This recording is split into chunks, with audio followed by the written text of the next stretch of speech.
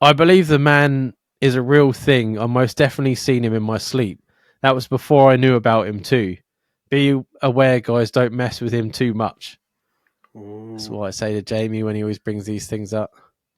I did tell you, didn't I? Uncle Joe, the famous Uncle Joe, told me at work that he saw the man in his sleep after listening to our episode.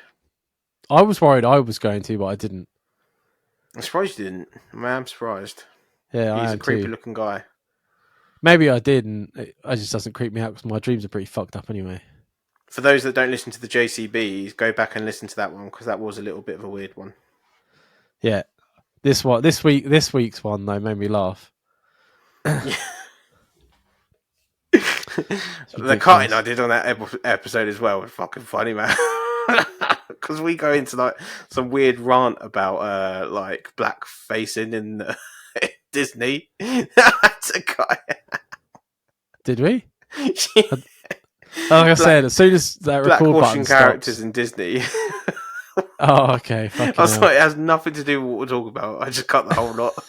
Yeah, no, I would too. I don't blame you. Yeah, as soon as that record button stops, it's like memory wipe. I can't remember same. it. Until I listen to it back. So on a one night stand a few months ago, I like this story. I had a bad stomach bug, but at the time I didn't know it. We were getting it on in the bedroom, her bedroom, and it was all pink, which should have been enough to put me off. 50 Shades of Pink is hardly a turn on. What a terrible book. As we come to the conclusion of the act, I received a shit straight down my leg and onto her duvet. She never noticed, and I tucked her duvet under the bed with my foot and finished the deed. I left shortly after, never to hear nor see of her again, and never admit to anyone until today. Am I an animal for this, or shall I put it down to an experience, as I know not to have a big curry on the night I'm planning to meet someone? Yeah, I do the same with like Italian food, like no creamy sauces. You are an animal. How is you he an left animal? a shitty duvet. You It left a reminded me shitty of, duvet in the one that stands room. That is. Can you imagine waking up next day, not really remembering your night, and you're like, "Oh, I had a good shag last night," and then, "Oh, where's my duvet gone?" And then you start pulling it out, and there's just fucking shit everywhere. Oh my god. Do you remember the scene from Train Spotting? Yes, I do remember. Where he shits, and then they argue it, and it flings shit all over the kitchen counter. I can't imagine if he was able to tuck it under. It can't have been that much. I mean, when you do like doggy, anal with a woman or a man, whatever you do, sometimes there's some like leakage. Obviously, his was a non-sexual thing, but I mean, it's the same sort of. You'd still respect for you for how to keep on going though. Might like I would have been floppy like. Yeah, trying to deal with it at the same time. Yeah, the fear of it coming out, I'd be like, what? But the first thing I thought about is like, does she have a dog? Oh god. Because that's probably why you hadn't heard anything, because she probably thought it was the dog. Well, that's a good little excuse there. Yeah. I was thinking worse than that. I was thinking the dog's fucking ran off with the duvet. No. Because you think like, obviously, we saw about cats. They shit everywhere. So do dogs. Yeah, I saw this video today of this woman, and she's like, I come home and I smelt something really bad.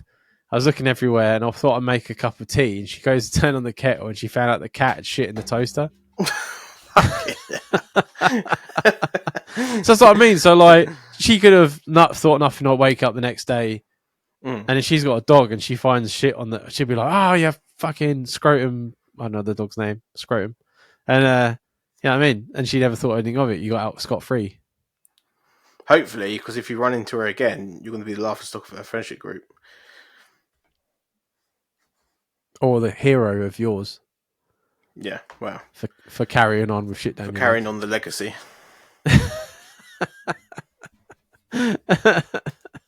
I personally don't think it's an animal. I think accidents happen. I before I knew that I couldn't have dairy, I can't remember if I said before, I took a girl to an Italian, Mm. had a fucking carbonara, and when we got back to hers, I had to just fucking evacuate. No, yeah, like proper bad. Yeah. And then there was another, there was a woman that I went to go meet, and on the way there, I was like, oh. And for the record, I know where most of the Asdas and think like where public toilets are because obviously I've always had stomach problems. So I'm like, I'll message you say I'm gonna be late. I'll stop at Asda and I'll go, Yeah. and then I'll go to hers. So I went to Asda, sat in there for like 20 minutes, got to hers, had to go another 2 times, and still managed to seal the deal and leave. There you go. There you go. Doesn't always hold you back, guys. I know, you gotta be charming. Charming enough that you can shit in their house twice. Oh man, I fucking hate it. Like I'm Yeah. really like when Makes it you first freak out, comes, doesn't it? yeah, like I don't fart or anything like that. Like I remember having sex and being like really bloated and just needing to fart, Mm. and I just couldn't do it. I managed to go for, and then like when I got in my car, I was that massive like long like letting it all out. Like the things you do not to look like a pig. I know it's When so you're- bad, isn't it? Like I remember some of the bullshit I used to do. I used to spray the inside of my shoes because I'm always obsessed with fucking smell. Yeah, And when you go around girls' house, they always wanted you to take the shoes off. So I'd like go and fucking absolutely douse my shoes in fucking like aftershave and shit.